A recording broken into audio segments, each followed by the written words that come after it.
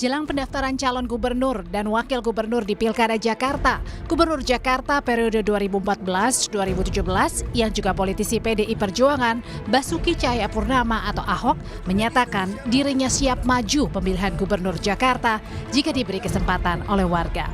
Hal ini disampaikan Ahok di Jakarta minggu kemarin kepada Kompas TV. Jika warga Jakarta beri saya kesempatan untuk melayani warga Jakarta dan menyelesaikan pekerjaan Jakarta, tentu saya siap. PDIP sedang membangun kerjasama dengan partai lain. Demikian ujar Ahok. Menanggapi keseriusan Ahok maju di Pilgub Jakarta, mantan Gubernur Jakarta 2017-2022, Anies Baswedan mengatakan pilkada kembali ke rakyat, bukan kepada siapa calonnya, rakyat yang memutuskan. Saya sebenarnya lebih banyak konsentrasi pada masalah-masalah yang ada di Jakarta.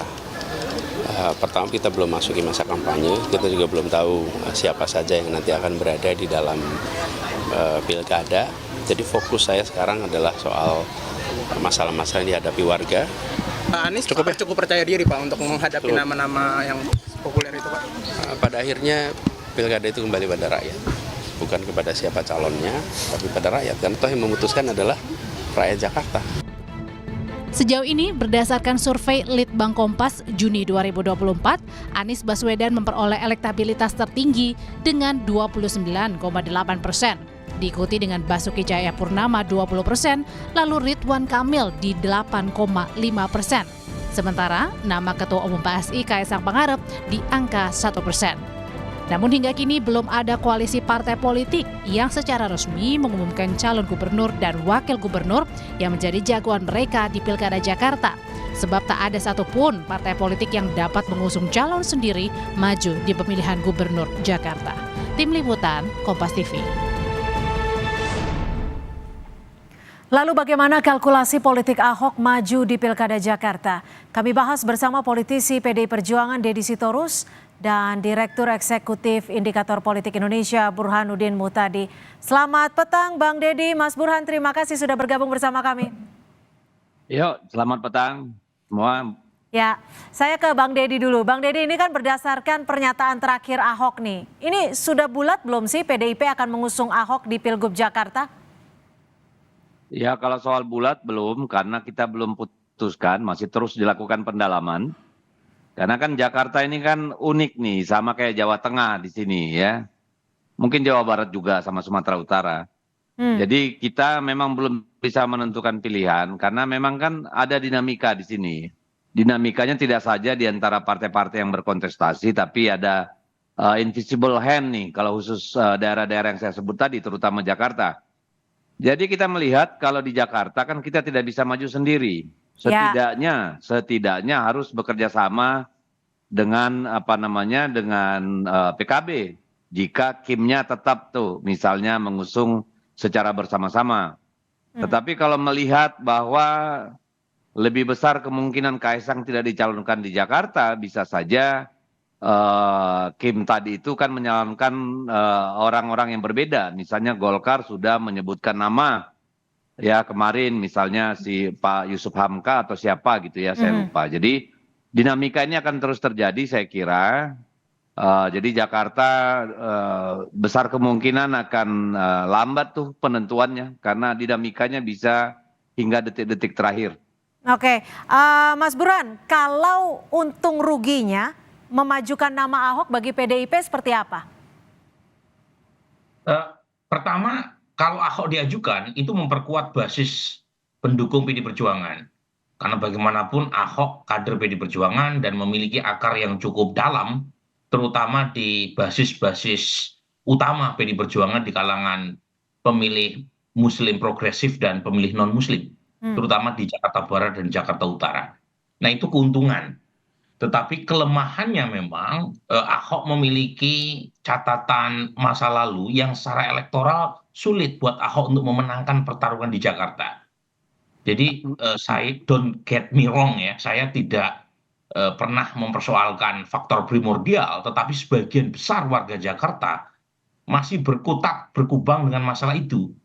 Jadi kita mendengar berkali-kali Ahok menyatakan siap maju di Pilgub Jakarta, dan menurut saya setuju. Dia jauh lebih siap sekarang ketimbang sebelumnya. Tetapi masalahnya pemilih di Jakarta yang belum siap untuk memilih Ahok. Dan ini terefleksikan dalam survei kami, ya. Jadi kalau maju terutama head to head melawan Anies, Ahok langsung habis karena basis pemilih Muslim banyak yang lari dari Ahok. Ini masalah yang menurut saya cukup struktural yang membuat Ahok kalau dari sisi elektabilitas itu sepertinya berat untuk melawan Anies. Tapi lagi-lagi ini kan waktu masih panjang ya, dan saya kira PDI Perjuangan mempertimbangkan banyak hal terkait dengan bukan hanya faktor elektoral tapi juga siapa lawan yang akan diusung oleh koalisi Indonesia Maju atau koalisi lain dalam konteks Pilkada Jakarta. Bang Deddy, kalau yang seperti disebut Mas Burhan tadi, tapi seperti apa sih sebenarnya dinamika suara akar rumput ini besar kemana? Ya, kalau dinamika akar rumput besar kemana kan bisa dilihat dari survei ya. Tapi kalau dari pemahaman kita dengan hasil interaksi kita dengan akar rumput PDI Perjuangan, memang berharap bahwa kader PDI Perjuangan yang maju, Ya. gitu ya. Meskipun nama itu bisa bervariasi, karena selain Pak Ahok ada juga nama Pak Andika, ada nama Pak Hendi, kan begitu. Bahkan muncul nama Mas Pras tuh dari Ketua DPRD, ada Charles Honoris gitu. Jadi soal itu masih dilakukan pendalaman, dan tentu yang akan mempengaruhi adalah juga konfigurasi gabungan partai politik yang akan mengusung. Karena sangat menentukan nih, seperti tadi laporan Anda di awal bahwa tidak ada partai yang bisa maju sendiri. Dan kelihatannya dengan Kaisang akan digeser ke Jawa Tengah, maka akan lebih, katakanlah situasi akan jadi lebih dinamis nih ke depan gitu, Mbak. Nah, Mas Burhan, kalau dilihat dari sinyal-sinyal yang dibaca, akan kemana nih PDIP menentukan pilihannya? Karena kan sebelumnya Mbak Puan sempat bilang nih bahwa peluang usung Anies di atas 50%. Ya, saya sendiri tidak tahu ya, jangankan saya ya, pihak internal PDI Perjuangan juga masih menghitung kan, kira-kira siapa yang akan diajukan. Tetapi lagi-lagi kalau pendekatannya politik dalam pengertian PDI Perjuangan ingin mengusung calon yang jauh dari radar kekuasaan hari ini atau yang akan datang, kemungkinan calon yang secara politik dekat dengan PDI Perjuangan di luar dari kader internal mereka adalah Anies Baswedan. Ya, karena Anies kita tahu menyuarakan narasi perubahan dalam konteks nasional yang berbeda dengan arus utama kekuasaan. Nah, masalahnya Anies menyodorkan insentif apa buat PDI Perjuangan jika PDI Perjuangan mendukung Anies? Karena wakil yang diusulkan oleh partai-partai pendukung Anies kan bukan hanya kader dari PDI Perjuangan, banyak juga dari PKS atau dari PKB dan seterusnya. Nah, yang kedua, kalau pendekatannya ideologis, ya, dalam pengertian bukan politik, bukan Anies, karena secara ideologis ada banyak barrier ya yang memisahkan PDI Perjuangan dengan Anies. Kalau pendekatannya ideologis, ya. Jadi kalau pendekatannya itu bukan office seeking, ya, tetapi ideologis, ada nama-nama yang mungkin lebih diutamakan oleh PDI Perjuangan, terutama dari dalam. Tapi masalahnya, PDI Perjuangan tidak cukup kursinya, harus berkoalisi dengan partai lain. Partai lain untuk mendukung paket yang diusung PDI Perjuangan, itu umumnya mencari calon yang punya potensi menang. Dan per hari ini, kalau kita melihat data survei Kompas, survei indikator, itu tidak ada nama internal dari PDI Perjuangan yang punya elektabilitas kompetitif kecuali Ahok. Yang lain rata-rata kecil. Ya. Nah, yang terakhir, kalau dari sisi ideologis, Ridwan Kamil lebih dekat ketimbang Anies. Tapi masalahnya Ridwan Kamil ini kan sudah terlanjur kena cap sebagai bagian dari kekuasaan. Jadi 3 skenario itu saya kira masih menjadi perhitungan matang ya buat PDI Perjuangan untuk memutuskan, apalagi masih ada waktu sebulan ke depan. Masih ada waktu sebulan. Bang Deddy, tapi ini berulang kali Ahok sempat menyatakan statementnya siap kembali maju di Jakarta. Ini sebelumnya sudah dikomunikasikan dengan PDIP belum? Ya tanpa harus dikomunikasikan kan, kalau ditanya pribadi ya harus siap dong. apalagi sebagai kader, itu tentu dia harus mengatakan siap, dan memang kan beliau siap. Sudah punya pengalaman, sudah mengerti daerah, gitu kan. Jadi dan punya kapasitas, why not gitu. Jadi itu satu keharusan bahwa Pak Ahok itu harus bilang iya kalau ditanya siap maju apa enggak gitu kan. Kalau dari akar rumputnya masih menimbang-menimbang, masih melihat situasi dan juga dinamika politik. Kalau dari Bu Mega sendiri membuka sedikit ruang tidak untuk Ahok maju di Pilkada Jakarta?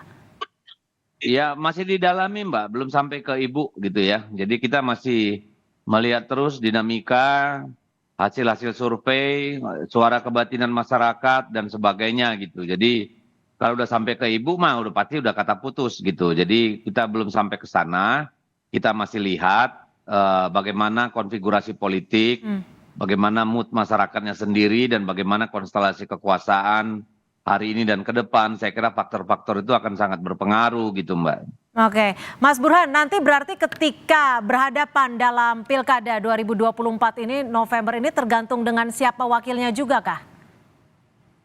Iya betul. Jadi wakil menjadi sangat menentukan, karena kalau kita lihat dari survei terakhir indikator misalnya, itu Anies tidak terlalu dominan sebenarnya. Dia unggul betul signifikan di atas dua nama yang lain, Ahok ataupun Ridwan Kamil, tetapi tidak mencapai 50%. Dalam berbagai macam simulasi, Anies hanya dapat 42%, paling tinggi. Artinya untuk memenangkan dalam satu putaran, itu tergantung berapa calon yang maju dalam pilkada nanti. Kalau lebih dari 2 per hari ini, Anies sulit untuk menang satu putaran 50% per satu. Yang kedua, wakil menjadi menentukan. Nah, kalau dilihat dari 40 nama yang kita uji, ya 40 nama itu tingkat kedikenalan dan kedisukaannya beragam, tetapi elektabilitasnya di bawah 2%. Artinya, nama-nama calon wakil gubernur itu umumnya kurang kompetitif. Nah, kalau kurang kompetitif, yang menentukan adalah mesin partainya. Jadi kalau ada calon yang terasosiasi dengan mesin partai yang kuat di Jakarta, bisa PKS, bisa PD Perjuangan. Tapi gini Mas Burhan, kalau dilihat punya kontribusi. Gini Mas Burhan, kalau dilihat ini kan Ahok dibilang cukup siap. Tapi ada sejarah di belakangnya yang menjadi kendala. Kalau untuk hitung-hitungannya, kriteria wakil seperti apa yang bisa menandingi agar mampu melawan di Pilkada 2024 nanti? Yang bisa menutup sejarah masa lalu kelamnya Ahok lah. Ya, kita sudah coba sebenarnya ya. Mulai dari nama Mbak Ida Fauziah dari PKB yang kita pasangkan dengan Ahok, kemudian Kiai gitu ya, tokoh ulama dan seterusnya.